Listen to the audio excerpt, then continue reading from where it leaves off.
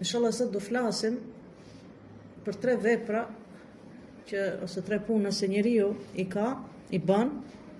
Inshallah llogarin para Zotit e ka të lehtë dhe thon dietarët këto 3 vepra, këto 3 punë njeriu në ditën e gjykimit do ta ndihmojnë në atë shkallë, me ndihmën e Allahut azza xal, nuk ka diskutim, që nuk do kenë hesab, nuk do kenë llogari. Pra, do flasim për 3 vepra, 3 punë që nëse ne i bëjmë këtë dynja dhe i kemi me këtë dynja, njeriu nuk do ketë llogari ditën e Kiametit. Vepra këtu i kanë mbështellu dietarët të 3 vepra, janë argumentuar, kanë argumentet e veta, Allahu Teala. Vepra e parë që njeriu nëse ka me këtë dynja dhe vepron me këtë dynja dhe jeton me këto vepra, inshallah do bëhet sebeb që njeriu nuk do ketë hesab llogari për Allahut subhanahu xhalla xhelal. Dhe thuhet prej varreve shko direkt në xhennet, s'ka llogari. Vepra e parë që kanë përmend dietarët quhet el-fadl. Fadl çka do të thotë? Dhe thuhet ditën e Kiametit, simas disa hadith profet alayhi salatu wassalam, Allahu subhanahu xhalla xhelalu do t'i thërasi dhe thot ejne ehlul fadl, ku janë posedusit ose ato njerëzit e fadlit. Fadl, gjuhën arabe çka do thot? Kur bën mirë, kur je zemërgjar, ose me definu. Fadl, me shtjellu shqip edhe më shumë, është pikërisht kur këto njerëz do shkojnë derën e xhenetit dhe belaqet e dyrëve xhenetit e pyesin. Do thot, s'keni dhënë llogari, thot ne jemi ato njerëzit e fadlit. Ka thonë, çka keni bëju? Ka thonë, kjo është fadl.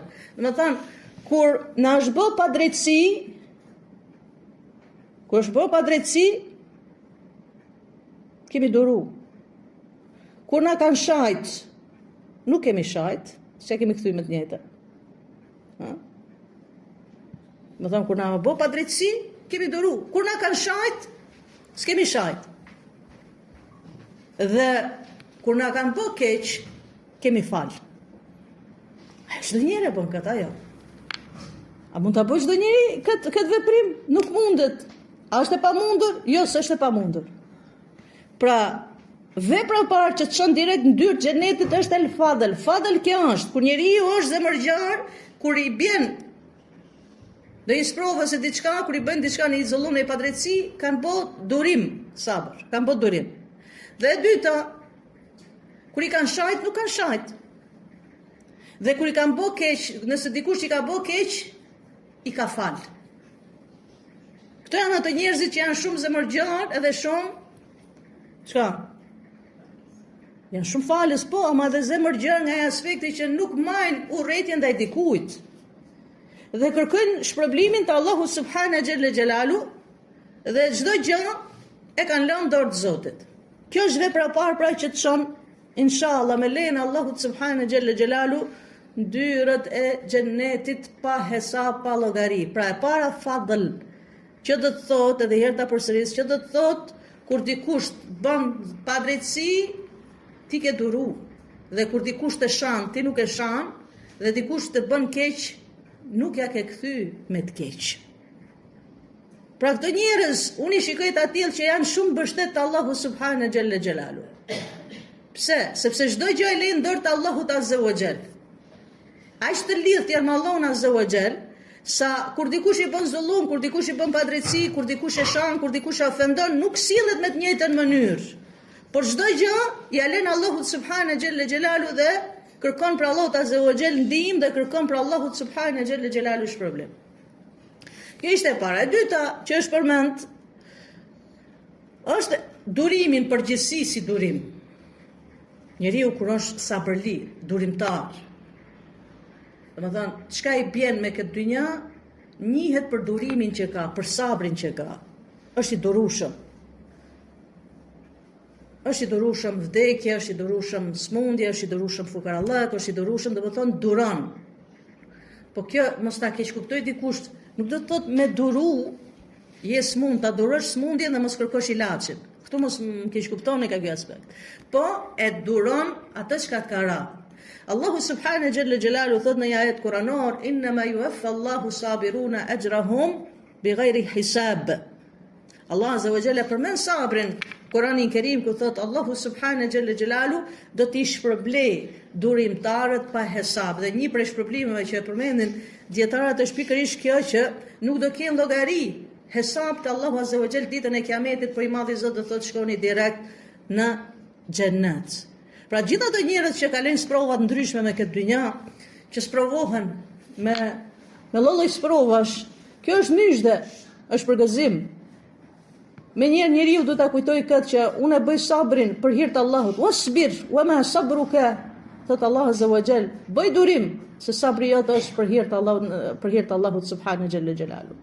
Ashtu siç kanë bërë durim pejgamberët dhe njerëzit e mirë, ashtu siç ka bërë durim Muhamedi sallallahu alaihi wasallam, ashtu siç kanë bërë durim shokët e Muhamedit sallallahu alaihi wasallam, ashtu siç kanë bërë durim gratë e profetit alaihi salatu wassalam, ashtu siç na mëson se si duhet të jetë durimi Jakubi alaihi salam.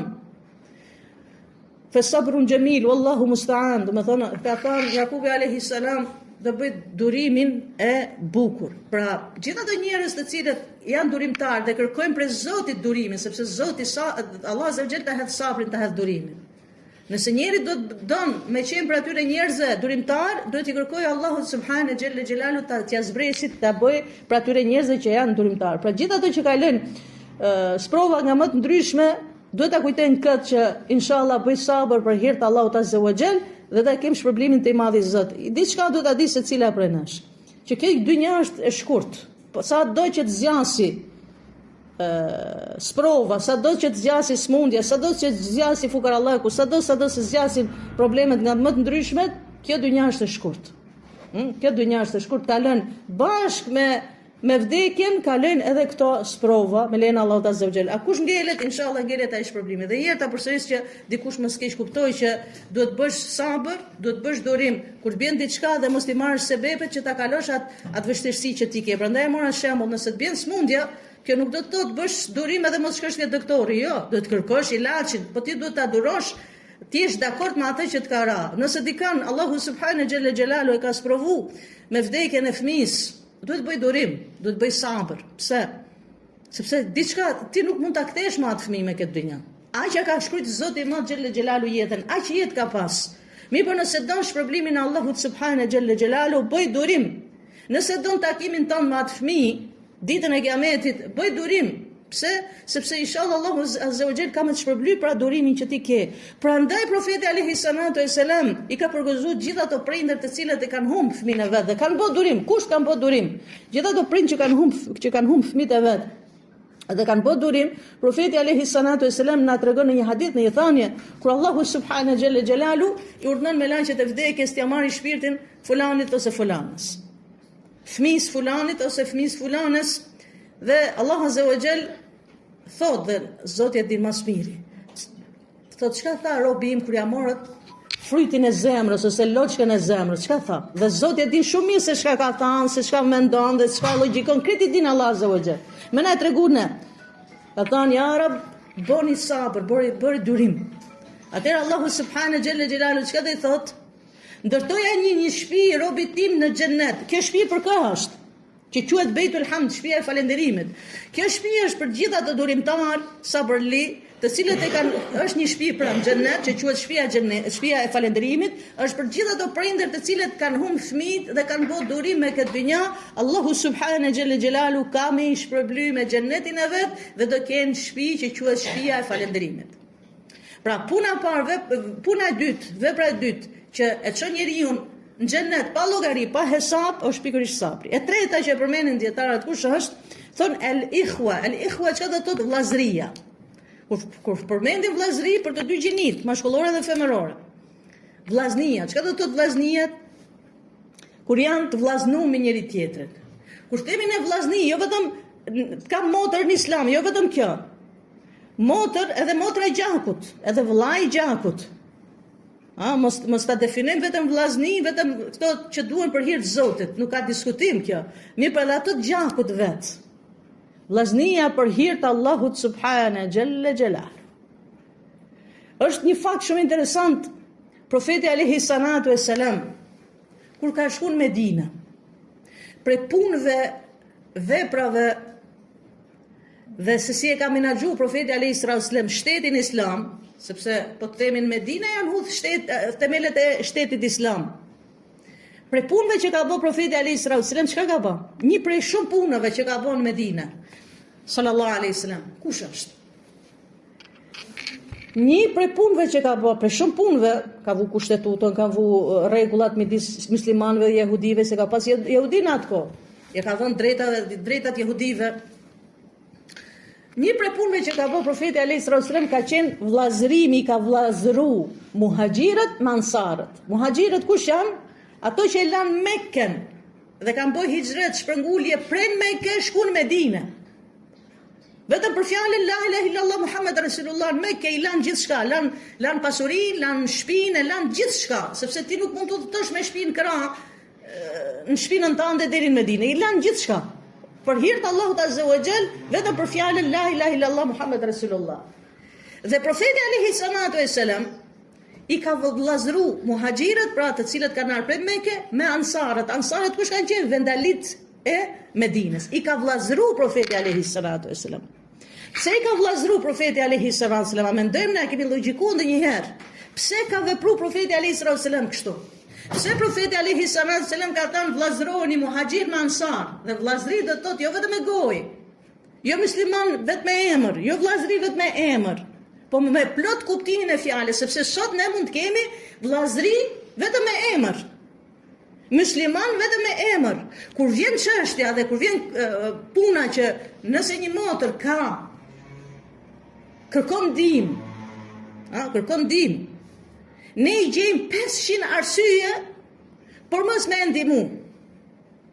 Flaset edhe për ato që janë shumë besimtarë, flaset edhe për ato që 5 vakte namaz e falin. Flas për ato që edhe shkumohen duke i tregu njerëzve derse, ligjërata. Kur vjen çështja që kërkon ja shtrin dorën dikush, një prej motrave ose për vëllezër ja shtrin dorën dikujt, i gjen 500 arsye që mos ta ndihmoj. A kjo vëllazëria në Islam? Jo, nuk ka kjo vëllazëria në Islam. A kështu në mëson Islami juni? Jo, nuk kanë qenë shokët e Muhammedit sallallahu alaihi wasallam kështu, dhe nuk kanë qenë ato njerëz kështu në kohën e profetit alaihi salatu wasallam. Ta fshim ne se mundet praktikohet Islami vetëm me 5 vakte namaz, jo. Nuk ka shanse, prandaj profeti alaihi salatu wasallam kur na tregon në hadithin thanjen, la yu'minu ahadukum hatta yuhibbu li akhihi ma yuhibbu li nafsi. Nuk ka për të besuar askush. Për Zotin e kam thënë edhe e them. Nuk e presht edhe vetin tim. Që nëse ne do e kishim praktikuar këtë thënie të profetit alayhis salam që do ja them tani në shqip, valla nuk do ishte gjendja jon në këtë gjendje që jemi sot. Nuk ka për të besuar askush, thot profeti alayhis, nuk është besimtar i mirë, thot profeti alayhis salam, ai i cili nuk ja don vllaut ato çka dëshiron për vetin e vet.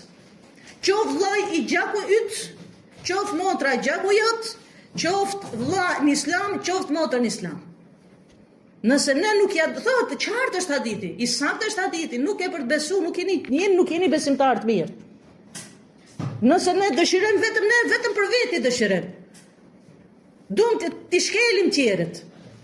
Duam që tjerët mos kenë, duam që tjerët mos ngrehen, duam që tjerët mos përparojmë, vetëm ne të përparojmë. A kjo është Islamia? Po fshija se kjo është Islami. Po hiqe nga mendja jote se kjo është Islami. Islami nuk është me llafe, Islami është me vepra. Në kohën e profetit alayhis salam kanë fol pak edhe kanë punu shumë. E tani ti kthehem pse profeti alayhis salam e ka marrë këtë veprim. Pse profeti alayhis salam i ka vllaznu muhaxhirët me ansarët. Kush është hikmeti dhe kush është urtësia e kësaj gjëje? Dini pse? Që kur ti thot ai ansari, ai vendaliu i Medinës, atit Mekkës, ti e vllau im dhe ja ka dhënë dorën dhe ja ka shtrëngu, je vllau im, gjys për gjys pasurinë kemi menda. Bukën unë e heq nga goja t'jap ty, se je ti e vllau im, kjo është vllaznia në Islam. A dini pse? Edhe diçka tjetër pse ka bë profeti alayhis salam, që banorët e Mekkës që kanë lënë pasuninë, kanë lënë gjithçka, kur shkojnë në Medinë mos bëhen lypsa, t'ja shtrin dorën dikujt. Sepse thot, veni si është e thonja, jepini njerëzve vendin ku e kanë. Nuk mundet ai ka qenë pasanik i Mekkës edhe të bëhet lyps i Medinës. Përkërisht për këtë profeti alayhis salam i ka vllaznu, që vllaznia kështu nën kupton, kjo nën kuptohet që çka ke duhet me nda.